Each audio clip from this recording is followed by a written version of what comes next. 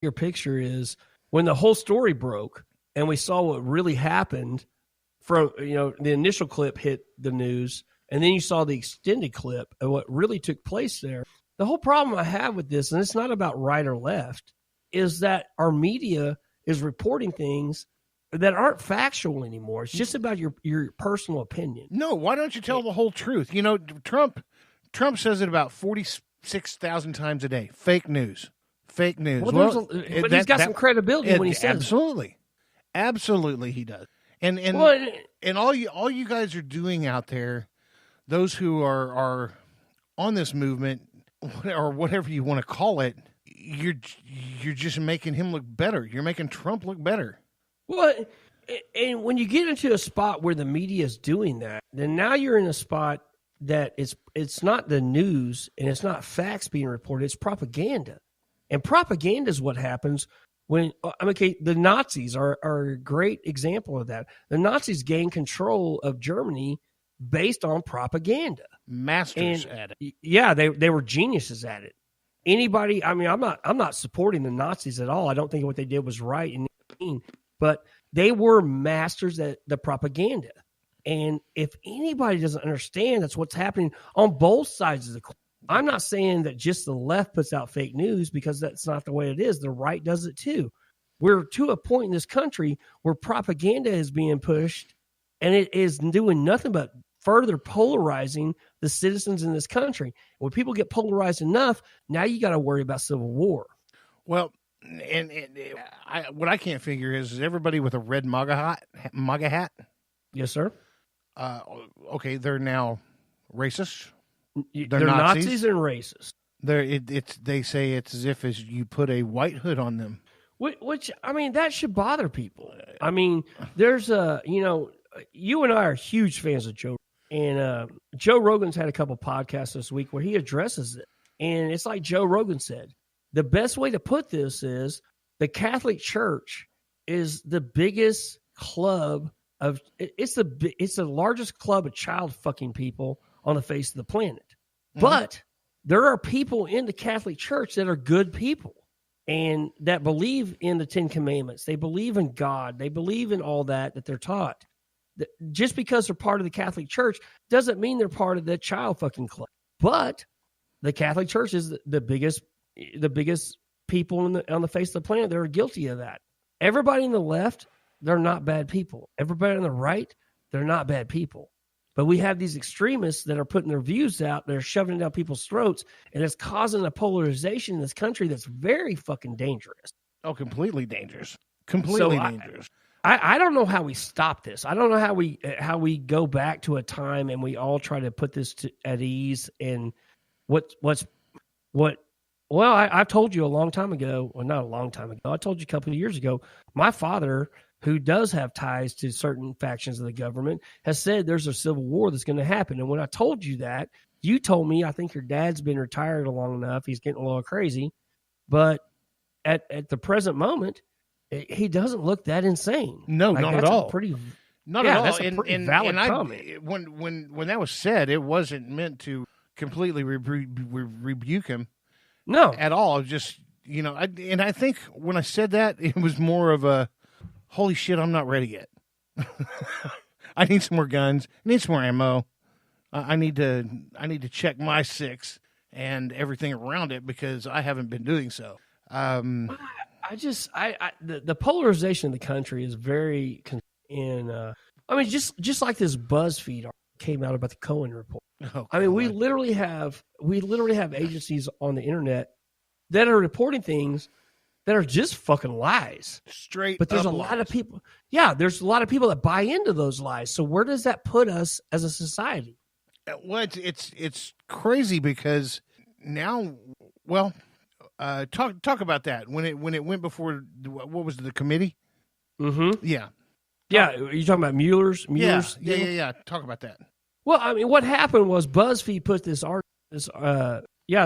out online that said that Cohen, who is Trump's ex-attorney, had testified before them that he was instructed to lie about Trump's dealings with Russia, and he was instructed to do so at the hands of Trump. everybody jumped on board with this. All the Twitter fucking, political activists, they jumped on board and said, okay, we need to impeach this motherfucker, all this other shit. Everything went crazy for a day. Then Mueller's counsel put out a statement that said, that's not necessarily true. That's not necessarily what we were told. So we're at a point in this country where people that we trust to report facts to us are just literally making stuff up. BuzzFeed said they had 2 sources within law enforcement that told them that. Nothing has ever been confirmed. They can't produce any factual evidence that was ever told to them. It looks like it's something they just made up to attack Trump. Trump responded and said there has never been an American president that the media went after and so many lies were told about since Abraham Lincoln. There's a lot of truth to that. There probably has not been. No, and the shitty part is, what happened to Lincoln. Yeah, exactly. Yeah, very true statement right there.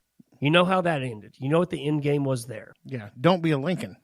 And I'm sure Trump, he tries to put that out there every fucking day. I'm actually surprised nobody's tried to assassinate Trump. And I'm sure there has been plans that they have avoided that has been put into place. Actually, I was speaking to my father earlier, and apparently back in the Northeast somewhere, there is a group they've arrested them, of young males who are very right-wing that were planning on doing a bunch of bad shit to liberal organizations or people. I mean, that's the beginning of what could become a civil war in this country. Yeah, and we don't, we fucking don't need that. No, the last thing we need is somebody to put any more tainting on the right side of the fence. Tiddy, this is how crazy it is. There's a SNL, a Saturday Night Live writer tweeted. I think I sent this to you through a text message, and I would love to. There is a Saturday Night Live writer that tweeted that anybody that would punch that kid in the face in that MAGA hat, she would give a blowjob to. And as much as I'd like to have one from her, I hope nobody does that.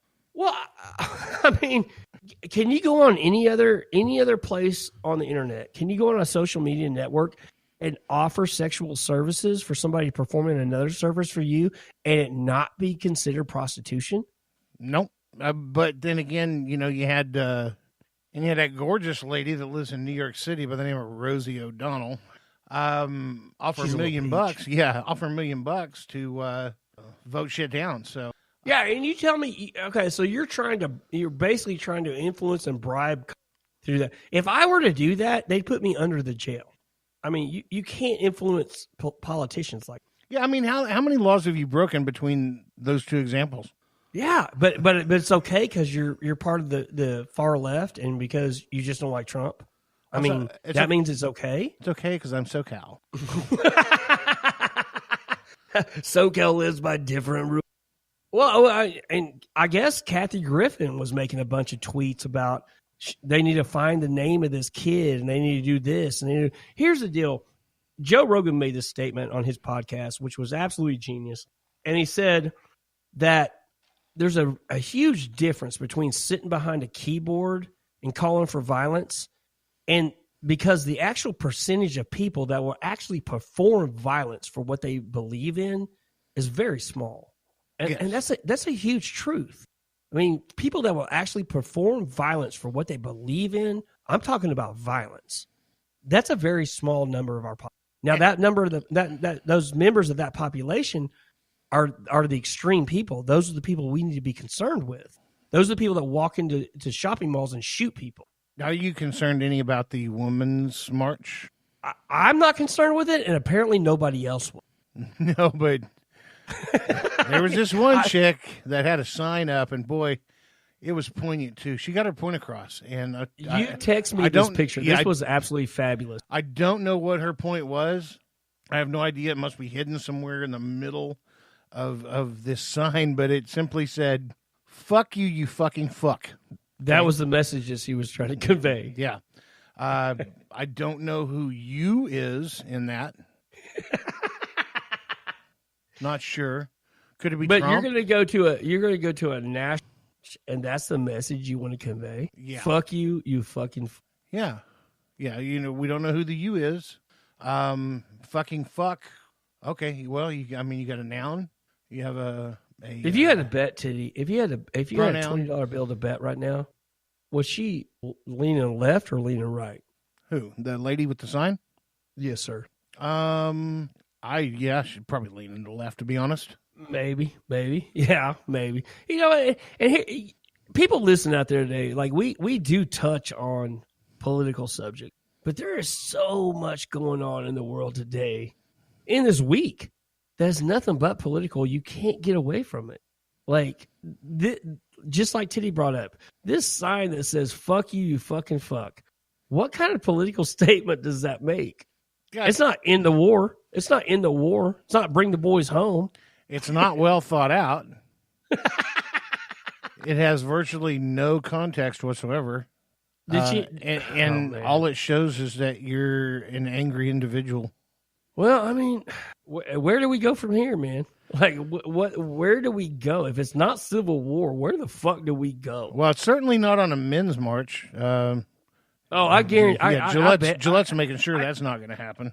I dare you to organize that shit. A men's march. Remember they had the Million Man March? Black guys marching on Washington? Yes. Like, you can't do... Just going back to the Gillette ad from last week, like, if you're white and male, they want you to feel guilty about it. I don't have any guilty feelings about being white and having a set of nuts. I'm sorry. No, actually, I'm not sorry. I'm not sorry about any of that shit. I'm proud of it. Yeah, I'm not going to fucking volunteer my nuts and be sorry for something that I'm truly not sorry for. Well, I mean, and here's the whole thing, man. Like, I keep looking at, like, you look at a map of North America and South America. I'll tell you the people that we need to be concerned about is goddamn Peru. Peru's got all the cocaine money that we sitting in a bank. Mm-hmm. They're the ones that we need to fucking be concerned about. Or just call them up one day and say, hello, friend. Exactly. Like, can we make a deal on this? I mean, yeah, Peru's the one that we all need to be concerned about because they got so much money sitting in the bank from fucking Americans benefiting the fucking cocaine trade. Good God, man. I don't know, man. Politics or something. I don't even. I like to say I don't get worked up over it, but God damn it, I told you earlier today. I don't think we're left or right. Right, we're just big proponents of common sense. No, yeah, exactly right. I mean, Donnie, you think he's right? Yeah, even Donnie thinks you're right. So Donnie all Donnie cares about is if they're going to make him cut his. That mullet is all. Donnie, I'll make you a medal, son. That mullet is out of this world. Last week, Donnie had hair down to the middle of his back, and it was all one length. And this week, he's got it fairly short on the sides and fairly short on the top, and a mullet that goes past his shoulders. So, well, when we make that much fun of Donnie about his hairline, we stop recording, and we make so much fun of him that I think we're going to put him in tears. And he said, well, fuck you, motherfucker. You're going to get a haircut. I did not foresee this haircut coming at us. No, but I don't think it'll stay with him either because I don't think Donnie has the balls to keep the mullet. I don't either. I'm going to go with that. He doesn't. No. Tomorrow, that'll be a dapper haircut. Yeah, I'll give you 3-1 that he cuts it off in a week. He's trying to make a point. I think Donnie needs to grow that mullet and be a champ and do Christmas cards next. And if you guys think Donnie should save the mullet, because we want him to keep the mullet, send us some emails. Yeah, hashtag keep the mullet. Yeah, or get on Twitter and hashtag keep the mullet. If we get more than 50 emails or 50 hashtags that say keep the mullet, Donnie, are you going to stay with it? No, Donnie, you don't have a say in this. If we get more than 50, either or, 50 Twitter mentions or 50 fucking hashtags on Instagram, you're keeping it. Hey, I can go find another mullet boy to push buttons. So, yeah. And your finger doesn't scare us, Donnie. Not one bit. You might be able to silence me on a microphone, but I will come through that window. And when I do, it'll make some noise. I'll tell you this, Donnie. let's go. Let's just at least give the mullet 21 days. Let's give it 3 weeks. I bet you pull more ass with that mullet than you ever did with the fucking